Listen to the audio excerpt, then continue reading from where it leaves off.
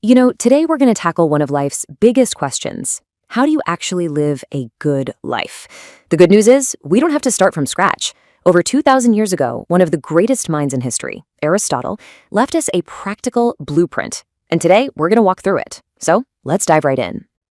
First up, let me ask you something. Think about everything you did today.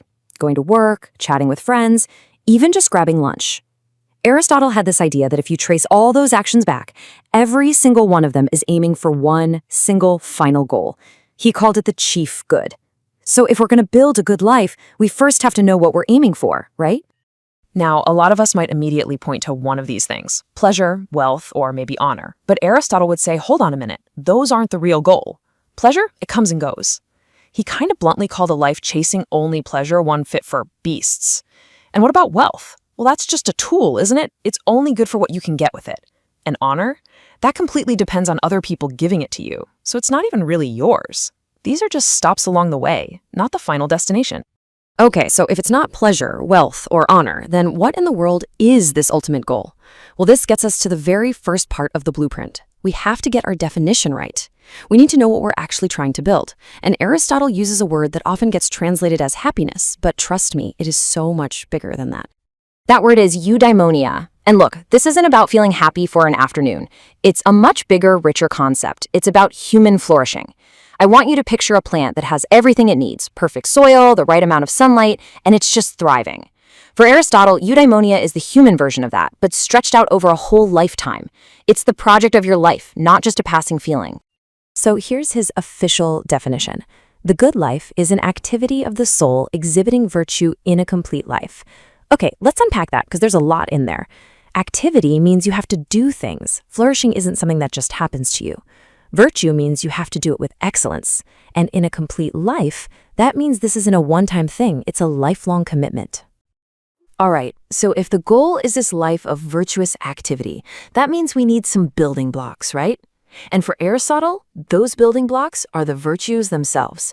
So, to follow the blueprint, we've got to understand what they are and where we get them.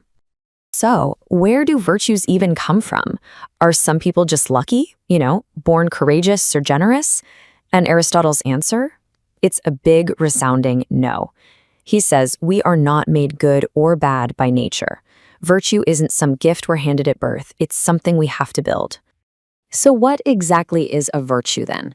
Well, Aristotle calls it a state of character. Think of it this way. It's not a feeling, like a sudden flash of anger or joy. He'd call those passions. And it's not just the ability to feel those things. That's just a capacity we all have. A virtue is a stable, well-developed tendency to choose and act in the right way. It's something you literally build into who you are. Okay, so we know our goal is a virtuous life, and that's built from these states of character. But how do we actually do that? In any given situation, how do we act virtuously? This is where Aristotle gets super practical. He doesn't just leave us hanging. He gives us a technique, a kind of guide for living skillfully. He called it the doctrine of the mean. The core idea is actually pretty simple, but it is so powerful. Basically, in almost any situation, the virtuous thing to do is the middle point, the mean between two extremes. And those two extremes are both vices, one of having way too much of something and one of having way too little. It's a really simple structure when you see it laid out like this. On one end, you've got the vice of having too little of a trait. On the other end, the vice of having too much. And right there in the middle, in that sweet spot, that's where you find the virtue. It's all about finding that balance. Not too much, not too little. Okay, let's use a classic example everyone gets: fear. The person who feels way too much fear and runs from every single challenge. That's cowardice. That's the deficiency. But what about the person who feels too little fear and just blindly charges into danger without thinking? That's rashness. That's the excess. The virtue of courage is that golden mean, feeling the right amount of fear and facing up to danger when it's the right thing to do. And you see this pattern pop up everywhere. Think about money. The person who hoards every last cent and never spends anything is stingy. The person who just throws their money away without a second thought is wasteful or prodigal. And the virtue, right there in the middle, is generosity, spending the right amount on the right things for the right reasons. But, and this is super important, this isn't about finding a simple mathematical average. Finding that perfect middle ground is a real skill. Like Aristotle says here, Anyone can get angry, that's easy. But to do it in the right way, well, that is not for everyone, nor is it easy. It takes real wisdom and judgment. It shows why being a truly good person, he thought, was rare and laudable and noble. So that leads us to the fourth part of the blueprint. And honestly, this might be the most crucial piece of the whole puzzle. If it's so hard, how do we get good at finding this mean? How do we actually build these virtues into our character? Aristotle's answer is all about one thing: practice. And his analogy for this is just perfect. How does someone become a great builder? By building things over and over. How do you become a great musician? By playing your instrument. Well, guess what? He says it's the exact same thing with being a good person. We become just people by doing just things. We become brave people by acting bravely. Virtue is a skill, and like any skill, you get good at it through practice. And this is what he called habituation. It's the process of how our character gets formed. It's the idea that we are what we repeatedly do.